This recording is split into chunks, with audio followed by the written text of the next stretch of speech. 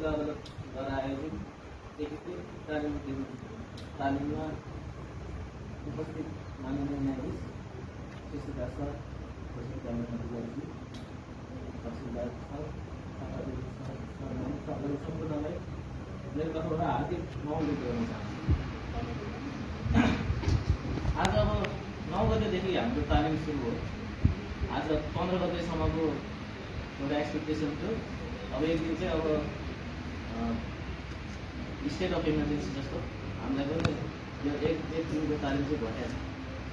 तर समग्रमा अब मलाई त सबै कुरा सकारात्मक भन्नु जस्तो लागेको थियो। यो तालिमको भन्दाखेरि धेरै राम्रो पहल भएको छ प्रशासनको तर्फबाट र हाम्रो काठमाडौँ जिल्लाको तर्फबाट। तर अब नकारात्मक कुरा नगरिकन यो समीक्षा भइरहेको सुधार